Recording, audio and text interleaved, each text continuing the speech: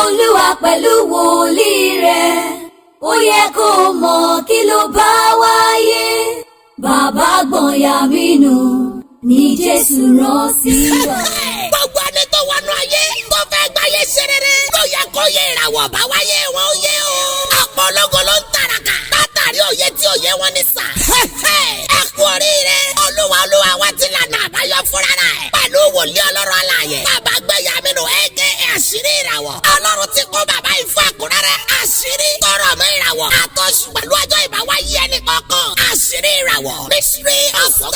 Gbogbo ọmọ tá a bí láti 21 March gbogbo tó lọ fi dé 19 April ìràwọ̀ iná ni wọ́n tá à ń pè wọ́n ní Aries. Gbogbo ọmọ tá a bí láti 20 April títí lọ fi dé 20 May ìràwọ̀ erùpẹ̀ ni wọ́n tá à ń pè ní Taurus. Gbogbo ọmọ tá a bí láti 21 May títí lọ fi dé 20 June ìràwọ̀ afẹ́fẹ́ ni wọ́n tá à ń pè ní Gemini. Gbogbo ọmọ tá a bí láti 21 June títí lọ fi dé 22 July ìràwọ̀ omi ni wọ́n tá à ń pè ní Cancer. Tí ẹnìyẹn sà ìtọ́wò làmọ́dé dùn ọbẹ̀ kó o tó lọ́kọ̀tà ló yẹ kó fẹ́ irú ìràwọ̀ wo ló lè fẹ́ra wọn. Ìdáhùn sáwọn ó yára follow ẹ̀ lórí Facebook, Instagram tàbí kó subscribe ní YouTube. Àṣírí ìràwọ̀ Mystery of Stars ní kẹ́ sẹ́ẹ̀tì fún tàbí kẹ́ máa pè 08054353629. Ẹ lè sẹ́ndí date of birth oṣù àtọ́jọ́ tẹ́ wáyé sórí WhatsApp nọ́mbà yẹn. Ọ̀fẹ́ ni wọ́n máa sẹ́ndí fídíò àṣírí ìràwọ̀ tí ẹ sí ọ. Ìràwọ̀ omi tútù èyí tá a mọ̀ sí Scorpion òun ni a fẹ́ sọ nípa rẹ̀. Ìyẹn ni gbogbo ọmọ tá a bí láti 23 October títí tó lọ fi dé 21 November. Ọjọ́ Friday ni ọjọ́ tó rọ̀ mọ́ ìràwọ̀ yìí. Àwọn iṣẹ́ tó sì rọ̀ mọ́ ìràwọ̀ yìí ni bí iṣẹ́ ọlọ́pàá, bí iṣẹ́ adájọ́, iṣẹ́ tó bá ṣàjẹ́ iṣẹ́ tó le ló rọ̀ mọ́ ìràwọ̀ yìí. Àwọn kọ́lọ̀ tó rọ̀ mọ́ ìràwọ̀ yìí òun ní bí kọ́lọ̀ black àti kọ́lọ̀ red. Ẹ ká sọ díẹ̀ nípa àwọn ìhùwàsí àwọn ìràwọ̀ yìí. Wọ́n máa ń wà giant lọ́kùnrin àti lóbìnrin, wọ́n dẹ̀ máa ń ní agbára. Àwọn ìràwọ̀ yìí wọ́n máa ń fẹ́ràn ìbálòpọ̀ púpọ̀, wọ́n á sì ṣọ́ra kí ẹ má bàa sọ ọ́ di alágbèrè. Àwọn ìràwọ̀ yìí wọ́n máa ń ṣe ohunkóhun tó bá wá sí ọkàn wọn nìkan. Ẹnikẹ́ni tó bá dẹ̀ wà lábẹ́ ìràwọ̀ yìí ó gbọ́dọ̀ ṣọ́ra so that a lè ṣoríire ju àwọn akẹgbẹ́ rẹ̀ lọ. So kò gbọ́dọ̀ máa tẹ̀ sí mọ̀tara rẹ̀ nìkan. Àwọn ìràwọ̀ yìí wọ́n máa ń jowú gan, wọ́n dẹ̀ nílò láti ṣọ́ra níbi owú jíjẹ kí ó lè mú àṣeyọrí kó lè mú bá wọn dáadáa. Kò sí iṣẹ́ tí ìràwọ̀ yìí kò sí iṣẹ́ tí ó lè ṣe. Ìyẹn túmọ̀ sí pé wọn ò gbọ́dọ̀ dúró lórí iṣẹ́ kan. Àwọn ìràwọ̀ yìí wọ́n máa ń ní oore ọ̀fẹ́ láti rí àwọn ènìyàn tí ó lè ràn wọ́n lọ́wọ́ kó yí wọn ká, bọ́ wọn ò kì í fi bẹ́ẹ̀ ràn wọ́n lọ́wọ́. Ìtumọ̀ ìdí èyí la ṣe ní kí wọ́n má ṣe iṣẹ́ kan.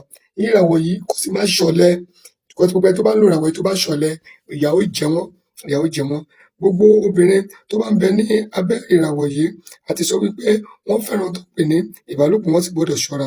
Àwọn ọkùnrin àti obìnrin tó bá ń bẹ ní abẹ́ ìràwọ̀ yìí wọ́n máa ń fẹ́ràn ọkọ.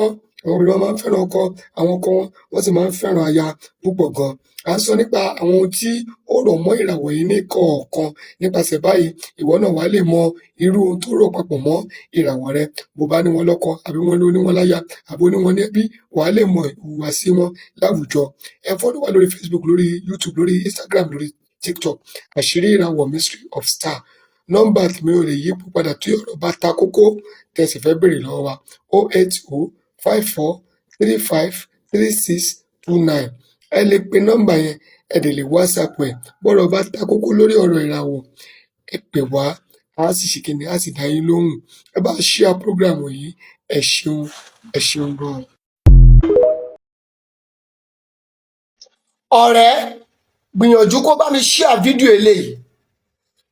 Tó o bá tiẹ̀ tí share fídíò wa rí, gbìyànjú kó share fídíò eléyìí. Mo kí yín káàbọ̀ sí abala àṣírí ìràwọ̀.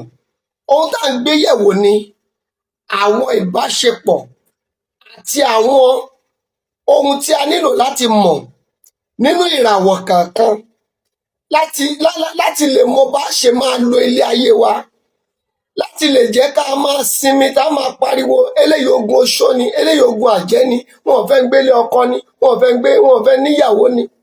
Wo ohun tó nílò láti mọ̀ gangan ni eléyìí. Bó o bá ti mọ̀, ìṣòro rẹ ti dínkù. Ìṣòro rẹ ó ṣe kí ni, ó ti dínkù. Ohun tá a fẹ́ gbéyẹ̀wò ni pé ṣé ìràwọ̀ omi àti ìràwọ̀ iná ṣé wọ́n lè gbé pọ̀? Bí wọ́n bá sì gbé pọ̀, kí ni ewu tó wà níbẹ̀. Ẹlẹ́ẹ̀kejì tá a fẹ́ gbéyàwó náà níbí báyìí ni ṣé ìràwọ̀ erùpẹ̀ àti ìràwọ̀ iná ṣé wọ́n lè gbé pọ̀? Bí wọ́n bá sì gbé pọ̀, ewu wo ló wà níbẹ̀? Gbogbo wa pátápátá la ti gbọ́ nínú àwọn ẹ́písòdì mi tí mo wí pé bí ìràwọ̀ omi àti ìràwọ̀ iná tí wọ́n bá gbé pọ̀, omi ni ó padà pa. Ìyẹn túmọ̀ sí pé bó àkúáyà nǹkan ó lè padà sọ ẹni tó jẹ́ ìràwọ̀ iná yẹn kó sọ́dẹ tó ní kankan mọ́. Bí ìràwọ̀ erùpẹ̀ náà bó bá sì dúró ti ìràwọ̀ iyẹ̀pẹ̀ àbí ìràwọ̀ erùpẹ̀ àti iná tó bá jọ gbé papọ̀, bí ìràwọ̀ iná ò bá ṣọ́ra, erùpẹ̀ náà ni ó padà pa. Ẹ já gbéyẹ̀wò ní abala yìí. Ẹ wò ó, ṣe rí wípé àwọn omi yìí ó wà níbi iná yìí. Ṣé pé ńgbà tó rù kọjá iná kò pa iná? Ẹ jẹ́ ká wá máa wò ó. Ohun tí wọ́n fi máa ń pa iná òun ni ìbínú òdòdì. Ẹ wò ó báyìí, ẹ máa wò ó bọ̀, ẹ máa wò ó bọ̀. Ẹ máa rí wípé tó bá ti dé ibi tí iná yẹn wà báyìí, ńṣe ni yóò pa. Bí inú rẹ̀ ṣe ń rú sókè, bí inú rẹ̀ ṣe ń rú sókè, ẹ wò bẹ́ẹ̀ yẹn. Ẹ jẹ́ ká wo ti iyẹ̀pẹ̀ náà. The same thing is happening. Nígbà tí ìbínú yẹn ò bá ti kọjá, tí ìbínú yẹn ò bá ti kọjá, iná ò lè kú. Bí ìbínú yẹn ò bá ti kọjá, iná ò lè kú. Ṣùgbọ́n ẹ jẹ́ ká gbìyànjú kí omi yẹn kó lọ kọjá, ẹ wo ohun tó fẹ́ ṣẹlẹ̀. A ní àṣírí lélẹ́yìí. Ẹ follow wa. Nọ́mbà mi ò yípo padà. 08054353629. Sórí báyìí, sórí pé omi yẹn pa iná yẹn. Ẹ jẹ́ ká wo ti iyẹ̀pẹ̀ náà. Sórí báyìí, tẹ́ bá padà wò ó, ẹ rí torí pé ó fi ìbínú, ó ru ìbínú rẹ̀ sókè. Ṣé rí tó bá yá, iná yóò máa ṣe yóò pa iná yẹn. Ohun tí a sọ nípa rẹ̀ ni wípé bí ìràwọ̀ omi àti ìràwọ̀ erùpẹ̀ àti ìràwọ̀ omi àti iná àti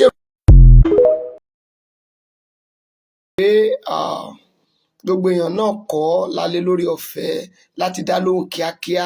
Gbogbo ènìyàn lá lórí ọ̀fẹ́ láti dá lóhùn, bọ̀ kíákíá. Gbogbo èèyàn kọ́ náà lá lórí ọ̀fẹ́ láti dá lóhùn kíákíá, nítorí pé àwọn messages yẹn bó ṣe ń wọlé à ń dá wọn lóhùn.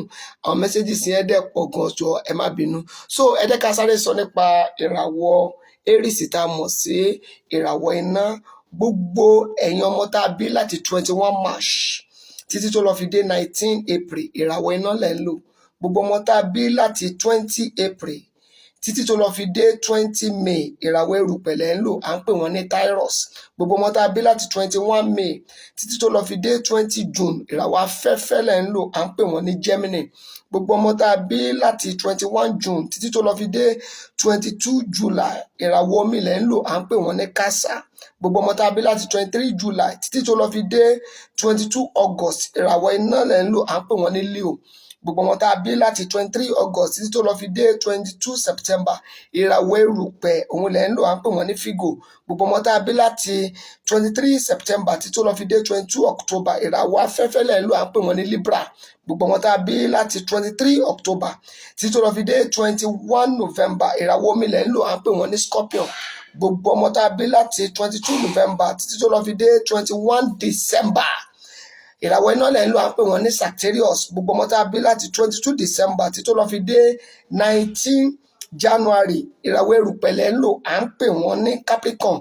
Gbogbo ọmọ tá a bí láti 20 January títí tó lọ fi dé 18 February, ìràwọ̀ afẹ́fẹ́ lẹ̀ ń lò. À ń pè wọ́n ní Aquarius. Gbogbo ọmọ tá a bí láti 19 February títí tó lọ fi dé 20 March, ìràwọ̀ omi lẹ̀ ń lò. À ń pè wọ́n ní Pisces.